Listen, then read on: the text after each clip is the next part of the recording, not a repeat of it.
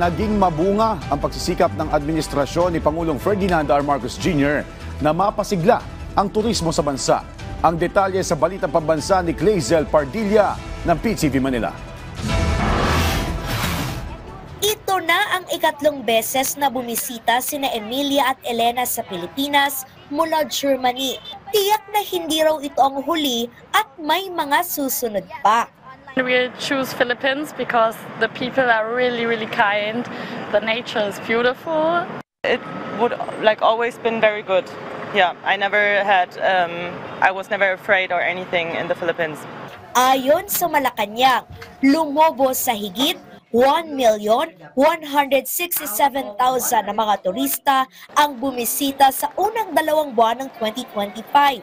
Pumalo naman sa higit 65 billion pesos ang kita ng bansa mula sa turismo noong Enero.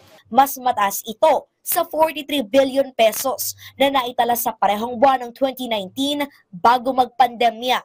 Sabi ng Malacanang, refleksyon ito na payapa ang bansa. Kung hindi po, hindi maganda ang peace and order sa Pilipinas, mas malamang po matakot ang mga turistang pumunta sa atin. Pero dahil nga tumataas po ang bilang ng mga turistang pumunta sa atin, naungusan na nga po yung pre-COVID time natin. So ibig sabihin po, hindi natatakot ang mga turistang pumunta sa ating bansa. Mas mabilis at accessible na rin aniya ang mga serbisyo ng Bureau of Immigration. At noong Disyembre lamang, isinabatas din ni Pangulong Ferdinand R. Marcos Jr. ang VAT Refund for Non-Residents Tourists Act. Pinapayagan nito ang mga dayuhang turista na mag-claim ng 12% value-added tax refund para sa mga lokal na produktong binili nito sa Pilipinas na nagkakahalaga ng 3,000 piso kada transaksyon. Kaya positibo ang palasyo na darami pa ang mainganyong bumisita sa bansa.